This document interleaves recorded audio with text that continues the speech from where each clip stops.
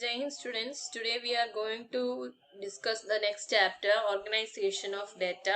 So a data has to be organized. So how it is organized, that we are going to see. At first, classification is to be done.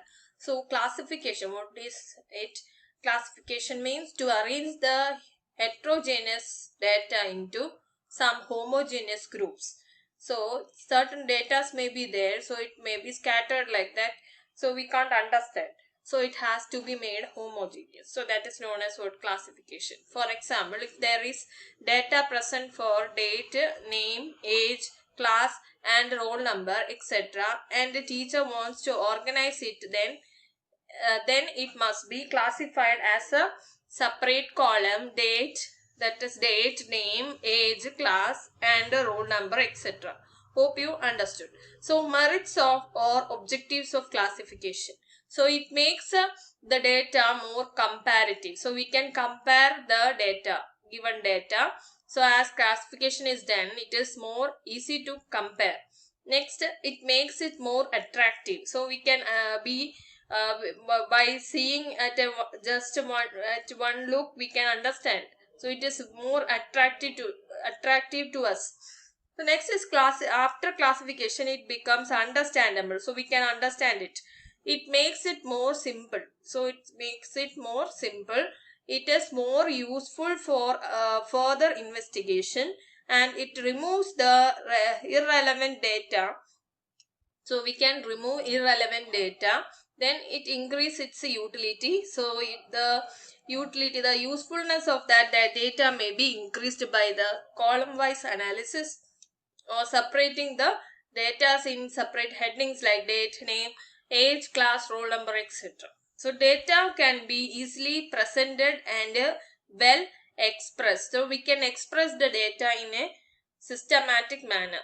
Characteristics of classification. Clarity.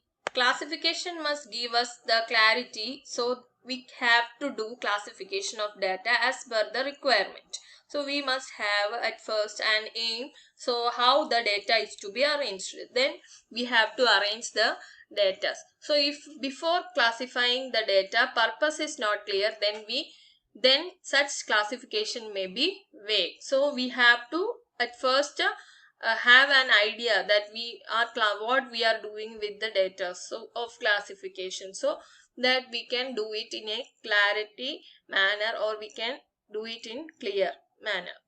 So next is simple. Classification of data may be simple or complex in nature. If the data which is organized by whatever manner is very large, then after classification it may be complex. But we make it sure that our classification must be simple. So the classification should be simple. So we have to make it in such a manner that the huge data must be condensed and must be shortened and expressed in simple manner. So next, the third one is easy to understand. So after doing classification of data must be easy to understand, so that a layman can understand it. Okay, so a simple man can understand the data, so it has to be classified in such a manner. So next is fourth, effective. Technique of classification matters in case if we want to make it more effective. Manifold and classification makes the data more effective. So the classification must be in a more attractive manner or effective manner, such that a person who just look at once can understand the matter easily. Fifth one, compressed form. After classification, data must be compressed. Here, a compressed means if there are 1000 pages data with us, then after its organizing, it remains approximately half of it. So it must be shortened. So that is the meaning of this point. So next is it must ignore the irrelevant information.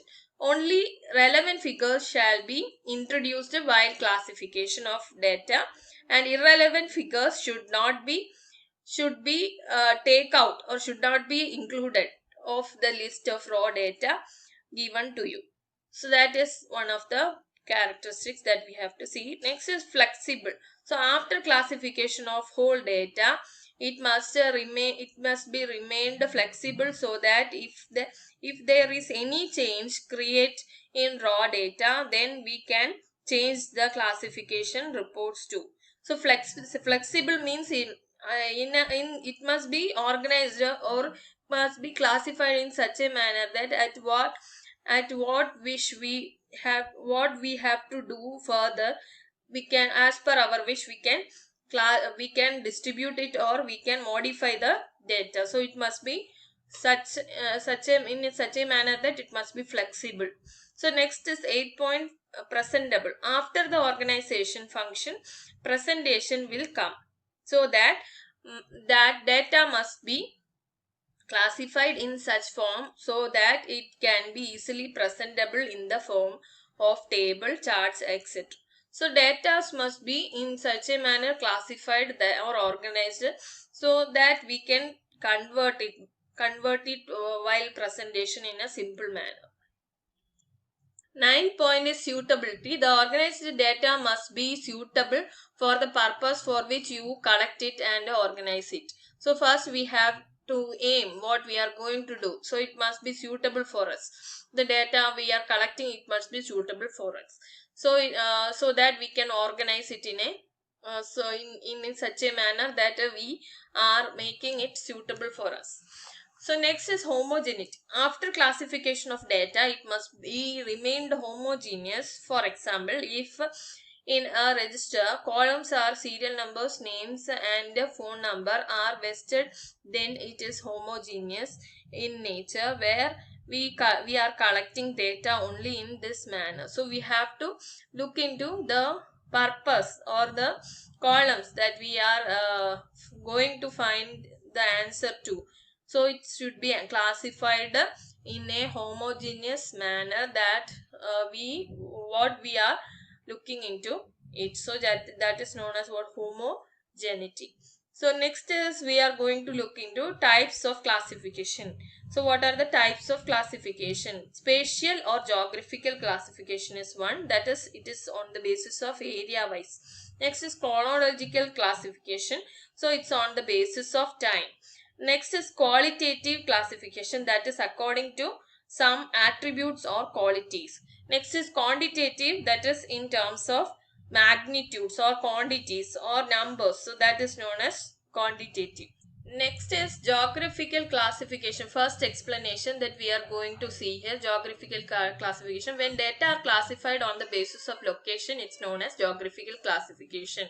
So classification of production of food agencies in different states. So Tamil Nadu food production is 4,500, Karnataka 4,200, Andhra Pradesh 3,600. So these are the examples of geographical classification. So it's on the basis of sometimes climate or any change, so that it may be crop may be changing. So next is chronological classification.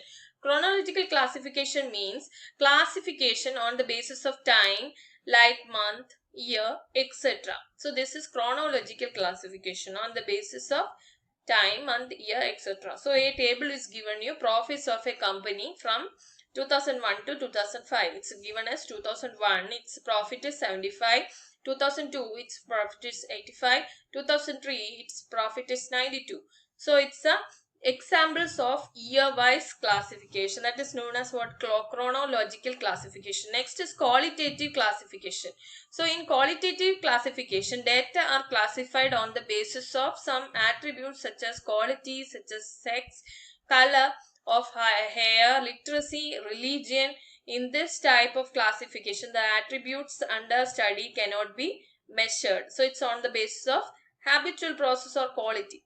So next is quantitative classification. Quantitative classification refers to the classification of data according to some characteristics which are measured, such as heights, weights, etc. So the students of a school may be classified as a what weight according to 40 to 50. How many students? 50 students are there, and 50 to 60. How many students are there? 200 students. So these are some of the examples of quantitative class. So variable. Anything is said to be variable if it is possible to measure such thing in units. So while we specifying concepts of statistics, these all depends upon these variables. Variable may be of two types: discrete variable, continuous variable. Discrete variable are always in whole numbers. So it may be in whole numbers. Continuous variables may be whole number or may not be in fraction. May not be whole numbers or maybe it may be in fraction. So it gives us the clarity of data, that is discrete series, discrete variable. So for example 10, 20, 30, 25, 30, there's an accurate number we can analyze from the given example. But it may not be clear. So that's continuous series. So we can't just find out that is how many people, 10 to 20, so 20 to 30, to 30 to 40, just the variables are given, we can't understand it. So that's a continuous variable. Types of statistical series according to the basis of construction. Individual series, first one is individual series. In case of individual series, we arrange data by giving importance to each unit. So in this, all the units are shown separately. Sometimes figures may be repeatedly in it. So figures may be expressed in roll numbers sometimes of students, and age in the other side, age wise, weight wise, or height wise distribution of data, etc. may be there. So it is mainly expressed by variables, sometimes as x, y, or z. So we can't say that which variables is there. So if these are the variables, suppose the weight is given as 42, 43, 44, 45, 46. So if the number of roll numbers are given, so it's according to the roll numbers, the weight is stated here. So that's the individual series. So that's an example. So another statistical series, we can say that discrete and continuous series, and it will be expressed in frequency distribution. So in frequency distribution, data may be classified into same groups, and every item related to such group is written against it, and collection of such items is being the frequencies. So frequency series, frequency series may be collection of item numbers. Okay, collection of item numbers is being frequency, and frequency series may be classified further into two types. So which and all are their classification that I had told you, that discrete and continuous series, that comes under frequency distribution. So short concepts that we are seeing in this frequency distribution or in discrete series or continuous series are the frequency. So frequency means number of figures bears against a class or group of variable. It it is mainly useful for short view of large data of large data. So that is known as what? Frequency. So just in by looking the discrete variables that we are putting in, the data that we are simultaneously mentioning, that maybe just we can understand how many people lies in this age group. Or if a age group is given in one column and the other column is number of students, how many age, that is how many students are lying in the age of 16. So that's the one data. Then how many students are lying in the date of another, that is 17. So that's a data collection. So this on the basis of this two variables that may be relating to each other. That is, in the discrete series we may say that age and number of students, so it's in relation to each other. So that's a discrete series. So that's about frequency. We can understand from like that. So next thing we can say that class. In continuous series, data is classified in various groups as per the requirement. So these groups are known as classes. So a class includes number of variables and number of fractions. So for example, we can divide students into different classes according to the height, weights and marks. Okay. So according to the heights, weights and marks, etc. So marks may be 30 to 40, 40 to 50, 50 to 60, 60 to 9, 60 to 70. So like that may be there, and how many students may lie under this much mark, so that we can mark it. So that's the classes. So that's in between the two limits. That's known as what? Classes. So class intervals are there. Class interval always means a gap between two figures. So class interval means gap between upper class and lower class. So interval, class interval. For example, if class is 30 to 40, then class interval is lower limit, that is 40 upper limit minus lower limit. So that's the value that we are finding the class interval, that's 10. So our lower limit, as you know, that the smallest value that lies under the class is 30, and the highest value that lies under the class is 40. So the 40 minus u minus upper limit minus lower limit is the answer. 40 minus 30 equal to 10 is the class interval. Hope you understood. Another term is mid value. Mid value means the middle value of the class interval, which lies in mid of two values, that is lower limit and upper limit. So for example, class 30 to 40. So mid value is equal to lower limit plus upper limit divided by 2. So that's 30 plus 40 divided by 2 equal to 70 by 2 equal to 35. So that's the answer of mid value. So like that, these terms are important for finding the coming numericals in other chapters. So you have to remember that. So next is fifth one, tally bars. When we prepare frequency distribution from individual data, we must put some tally bars for considering the frequencies of various classes or variables. So it is very simple way to count the numbers. So numbers related to a particular group. After every 4 tally bars, we draw up the fifth one with the cross the first 4 lines and make the group as 5. So we read it as 5. I think you understood this. That is, you had studied in your 10th class and all the frequency distribution table. So tally marks and all have been studied there. So I think you had understood it. So this time in examples of continuous series, how it is put, that is 20 to 100, 20 to 30, how many students lies? 5.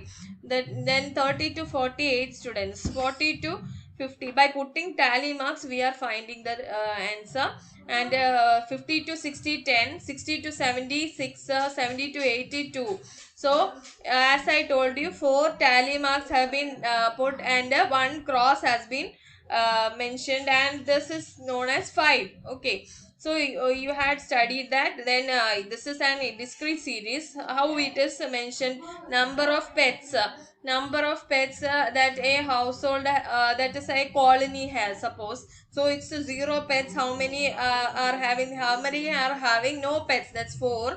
How many are having 1 pet? That's 6. And how many are having 5? That is 2 pets. That's 5. How many are having 3 pets? That's 3. And how many are having 4 pets? That's 2. So it's on the basis of the calculation it is marked. So it's related to each other. So that's a discrete series. Hope you understood, I think. Next is types of frequency distribution. There are 2 types of frequency distribution: univariate frequency distribution and bivariate frequency distribution. Univariate frequency distribution, when we discuss about univariate, then we can divide it into 2 parts, and these parts may be uni means single, applied everywhere. So variate means refers to variables. So in statistics, univariate frequency means a single frequency series is given against the variables or classes. So it's a univariate frequency. So for example, I will show you. So here number of students that are given here, it's a univariate. So the column related to that is marks. So the marks lying between the students are having marks at 0 to 4 is 4 students are having the 0 to 4 marks, and 4 to 8 marks 12, 8 to 12 14 students. So like that, this is what univariate, only single variable is there and corresponding to this series. So that is known as the univariate. And bivariate frequency distribution. What is bivariate? Bi means two, and bivariate frequency series are those series in which two frequencies are there. So for example, do you eat banana? Sometimes we will be asking some questions like that. So if yes or no, two columns are there, so there are two responses, and we can see that children who are eating bananas are 51 and not eating 9. So like that we can say teenagers 36 and 12, and adults 33 and 4 and 33 and no means 49. So total are 120, and this by seeing this we can say that the two variables are there, that is one yes and the other is no. So that is bivariate frequency distribution. Hope you understood. Types of continuous series. There are mainly 6 types of continuous series. Exclusive series. Exclusive series are those series which excludes the upper limit value in a particular class and include the such values in next class. So in exclusive series, upper limit is the lower class limit of the next class interval. For example, here 10 20. So 10 is the the upper limit of previous class, so it may be included here. And 20 here, second class, you can say that 20 is the upper limit of the previous class, so 20 is included here. And here 30 is the upper limit of the previous class, so third class, so we can include 30 here. So when putting tally marks, we will be including 30 here, not the above series, second class series, we will be including in this. So in this, upper limit of first is becoming the lower limit of the second class. So that is the important thing that you have to see in the exclusive series. Inclusive series are those series in which upper limit of first interval is not equal to the lower limit of the second interval. So here you can just see by looking into this, 4, here is 4 upper limit and here is 5, so it's changing. So that is a inclusive series, it means inclusive series. So it's not continuous. Previous one we can say that if 0 to 10 is there, the lower limit will be 10 to 20, so like that it will be there. But here you can just see from the given example, that's 4 is above. Here next series, next class you can see that 5 is there, and here 9 is there, and next class it's a 10, 14, 15, like that it goes. So these are inclusive series in which gap exists in between upper limit of first interval and lower limit of the next interval. So how will you make this series, that is inclusive series, into exclusive series, that we have to find. So the gap between the two intervals, that's 5 minus 4, this is the upper limit and the previous upper limit, the upper limit and the lower limit has to be subtracted. That is lower limit, that is 5, and the previous upper limit is 4, so that interval has to be subtracted. Then you will be getting 1, then divide it by 2, then half 1 by 2 by 1 by 2 equal to 0.5. So what we have to do, subtract 0.5 from the lower limit and add 0.5 in upper limit, so it becomes exclusive series. So it's a simple.